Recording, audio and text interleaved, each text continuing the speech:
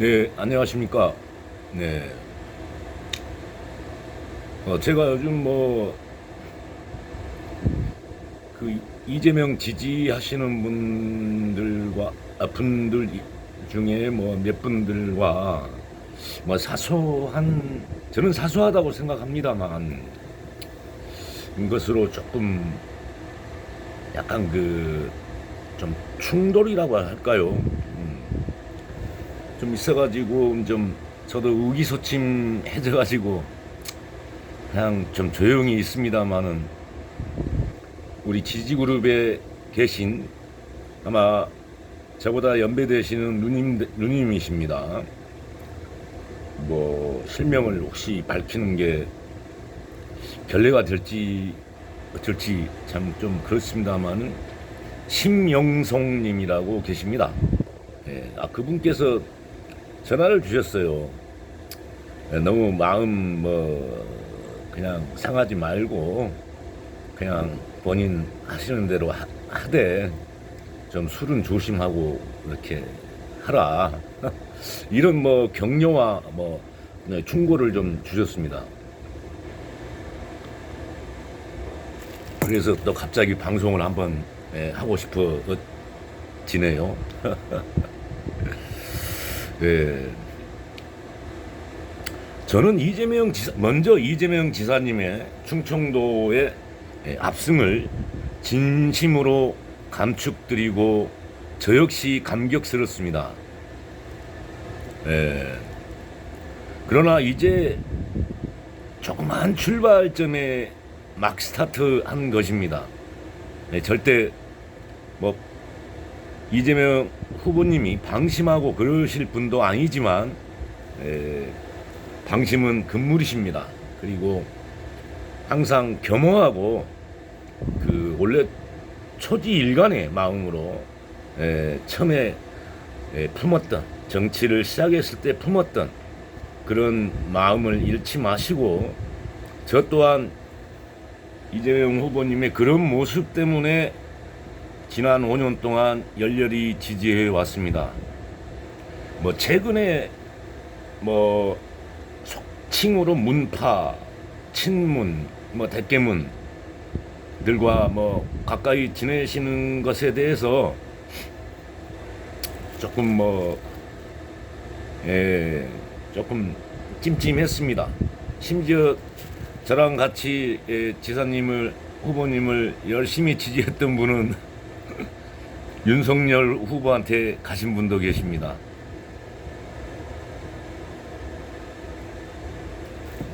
그러나 큰 뜻을 위해서 5월 동주의 마음으로 호랑이를 잡기 위해 호랑이 굴에 들어가는 마음으로 그러시리라 저는 굳게 믿고 있습니다. 또한 이번 충청 유세 중에 그래도 저는 진보도 보수도 좌도 우도 아닌 오직 올바르고 어떤 가치 있는 일에 매진해 나갈 것입니다. 이런 말씀을 하시는 걸 보고 역시 재명이는 변하지 않았구나 라고 마음이 조금 안정이 됐습니다.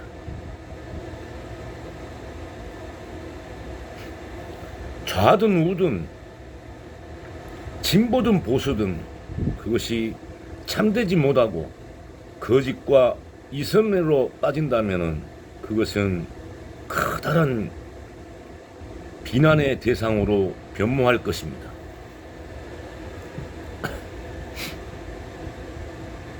저는 이재명 후보님께 애정어린 당부를 드리고 싶습니다. 지금 표를 얻기 위해서 어떤 대깨문 같은 친이 세력 대깨명을 용인하시고 그들의 과잉 충성을 또 받아들이시면 물론 애정어리고 참된 지지 응원은 받아주셔야겠죠. 그러나 그것이 불법이 될 수도 있고 잘못된 길로 빠질 수도 있는 그런 거에 대해서는 철저히 경계를 해 주십사 하는 것입니다. 자칫 선거판에 열기에 빠져서 그것이 옳은 것인지 그른 것인지 판단이 희미해지실 때가 있을 것입니다. 그럴 때 한번 삐끗해서 꼬투리를 잡히면 집권 내내 큰 걸림돌이 되실 것입니다. 문재인 대통령이 어떠했습니까? 집권 초기에 국민의 80% 이상의 지지를 받으면서 정말 이 나라의 참된 민주주의가 드디어 오는구나 하였습니다. 그러나 문재인 대통령이 후보 시절에 드루킹 같은 그런 불법 불온 세력을 받아들임으로써 그것이 집권 내내 걸림돌이 되었습니다. 그리고 그런 약점 때문에 문 대통령이 신념을 가지고 추진해야 될 일들이 많이 무너졌다고 저는 보아집니다.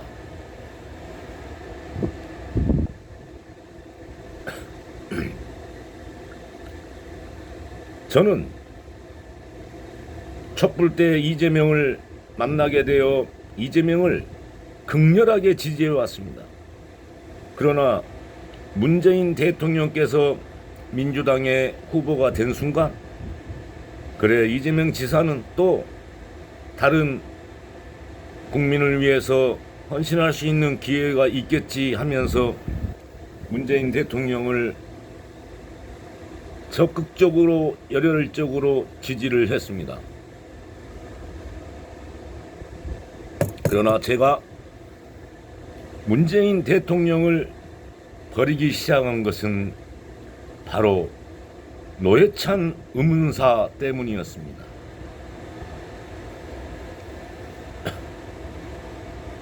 드루킹 사건이 터지자 그 수사의 화살은 김경수로 갔고 또 그 위에 있는 분 윗선 바로 문재인 님께 갔습니다. 그러나 드루킹으로 마무리시키기 위해서 저는 정치적 음해와 공작이 있었다고 생각하는 사람입니다. 그 화살이 점점 김경수 문재인 대통령으로 집중해주기 시작하자 엉뚱한 일이 터졌다고 저는 생각합니다. 느닷없이 드루킹이 노회찬에게 뇌물을 줬고 노회찬은 뇌물을 받은 그런 정치인으로 둔갑이 돼서 수사의 방향이 뇌물 사건으로 싹 바뀌었습니다.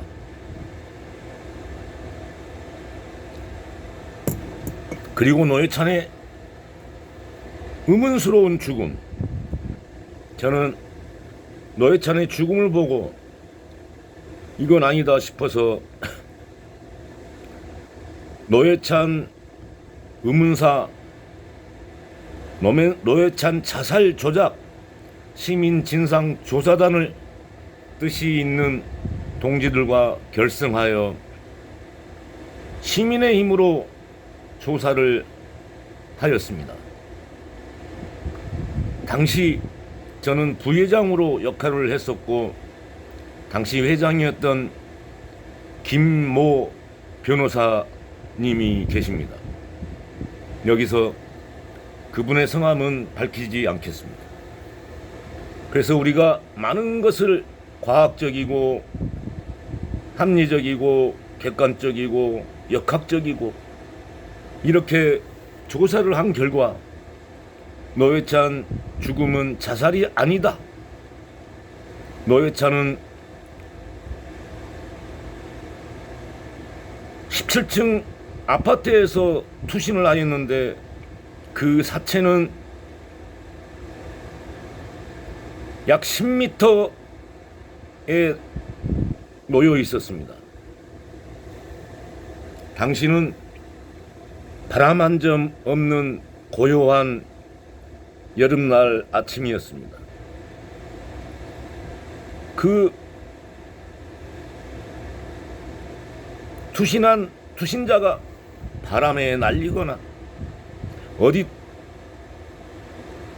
투신하다가 어디 모서리에 부딪혀서 튕겨나갈 수는 있습니다. 그러나 어디에서도 그 어떤 모서리에 부딪혔다는 흔적은 없습니다. 세계 모든 투신자들의 경우 케이스를 조사했어도 투신자는 아파트 벽면에서 2m, 3m, 아무리 많이 떨어져도 4m 이상은 떨어지지 않습니다.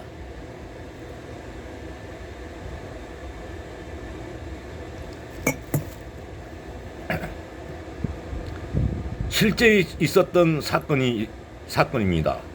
미국인가요? 여하튼 외국에서.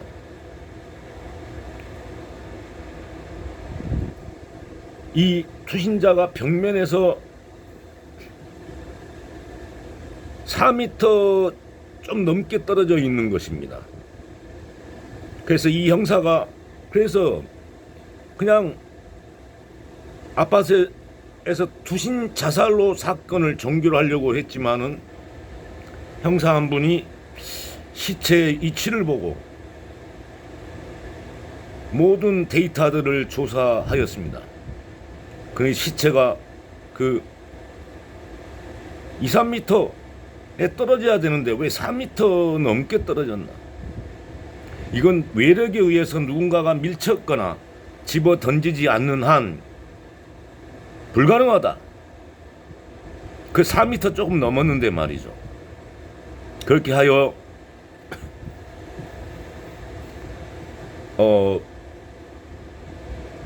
조사를 했습니다. 그랬더니 투신자는 여자분이었는데 그 남편이 그 여자분을 이렇게 그 상대로 해서 보험금이 10억 정도가 있었던 거예요. 그래서 이건 보험 사기구나 싶어가지고 이제 남편을 추궁하고 뭐 이렇게 하면서 자백을 받아냅니다.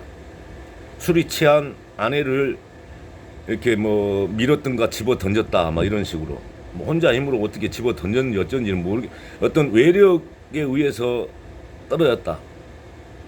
그렇게 해서 남편을 살인범으로 검거합니다.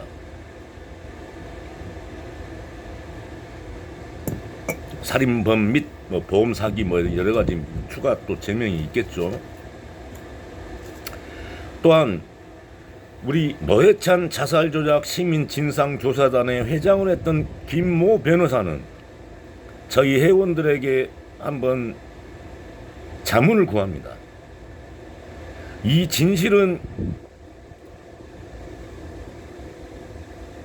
드루킹이 알고 있다. 그래서 내가 드루킹을 무료 본론하러 들어가겠다. 괜찮겠느냐?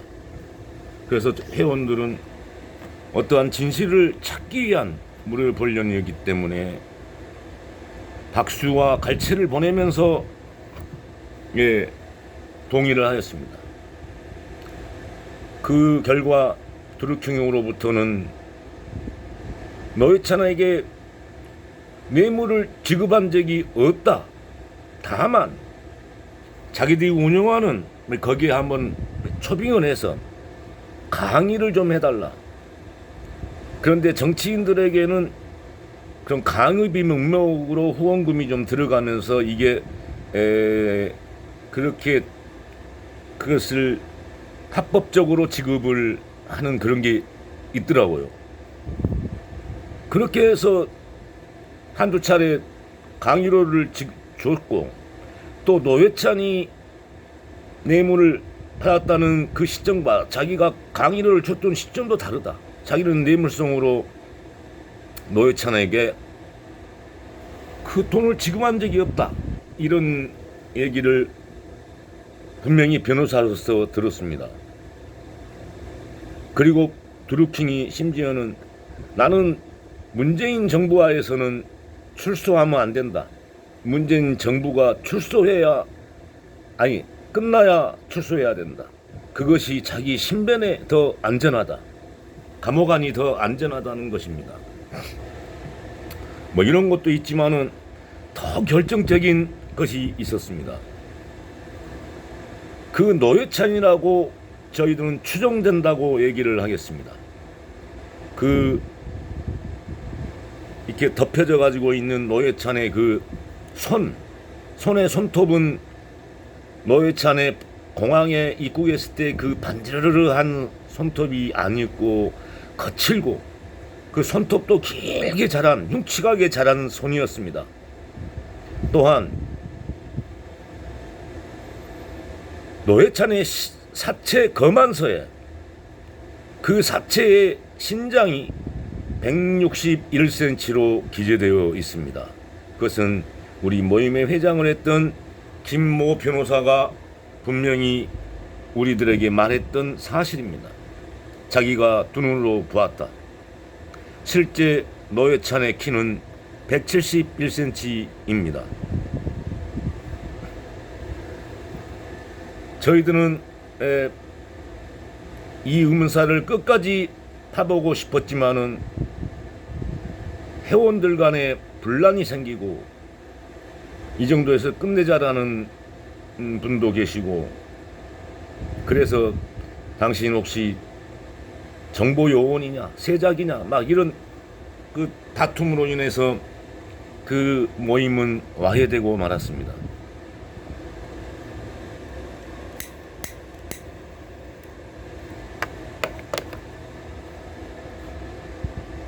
그렇게 해서 드루킹 사건이 뇌물 사건으로 변하면서 노회찬만 떠나갔습니다.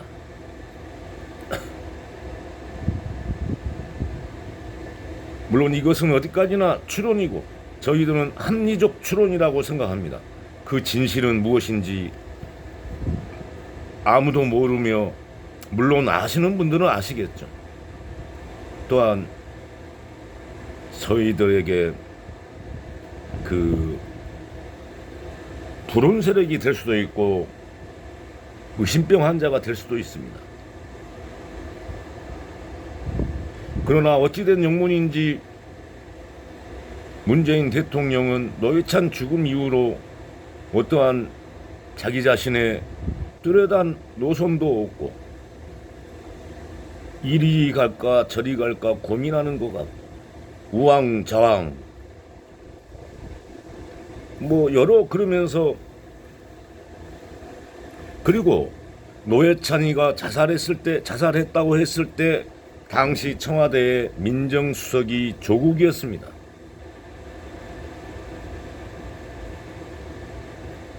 조국은 그런 정치인들의 사찰도 하고 뭐 여러 그런 것들을 다 총괄해서 대통령에게 보고하는 자리이기 때문에 바로 민정수석 위는 바로 대통령이죠.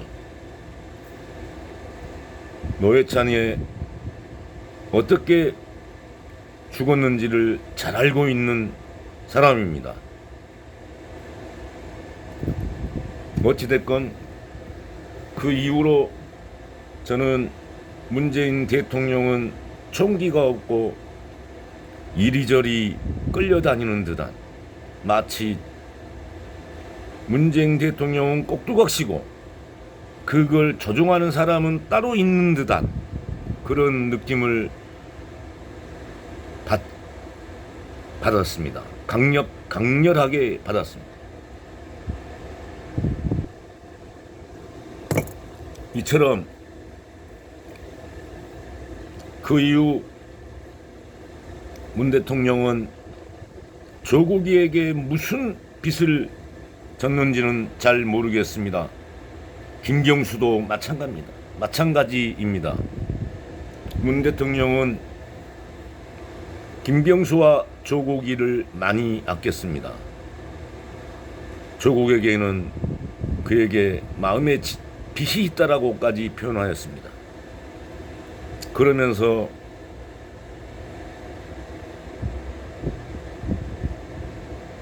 문정부와 민주당이 몰락에 이기까지 가도 끝까지 조국을 지키려 하고 있습니다.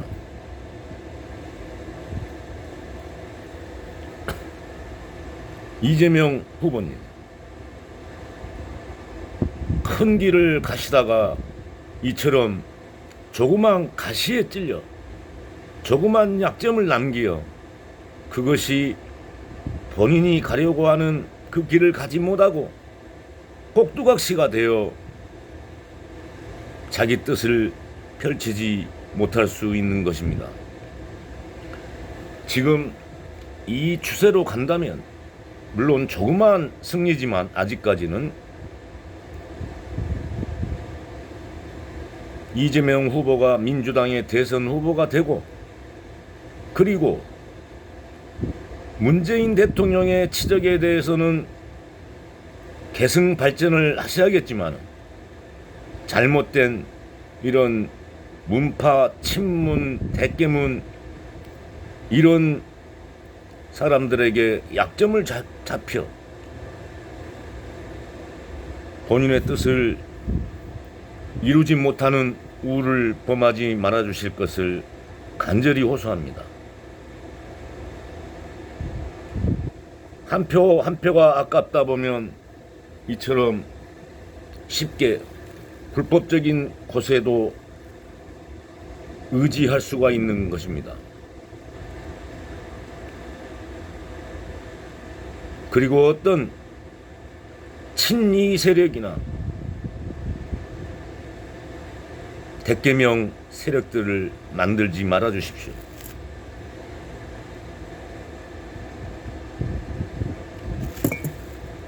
본인이 가지고 계시는 신념과 철학과 국민을 향한 애민정신, 국가에 충성하려는 국가관, 요것만 가지고 계시면 이재명 후보님은 역사에 길이 남을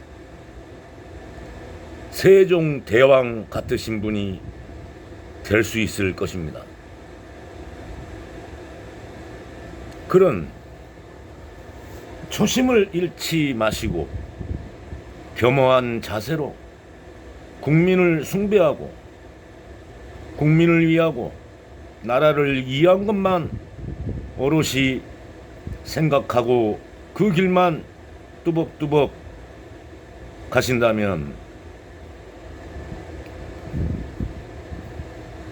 우리 시대뿐만 아니라 우리 후손들에게도 칭송받고 존경받고 그렇게 역사의 길이 남을 대통령이 되시리라 믿어 의심치 않습니다. 하고 싶은 말은 많으나 너무 길게 떠들면 좋은 얘기도 자꾸 듣다 보면 귀에 거슬리지 않습니까? 이만 들어가겠습니다. 끝까지 페어플레이 하시면서 파이팅 해 주십시오. 저는 국민의 한 사람으로서 이렇게 응원하고 지지하고 그러겠습니다. 들어가겠습니다.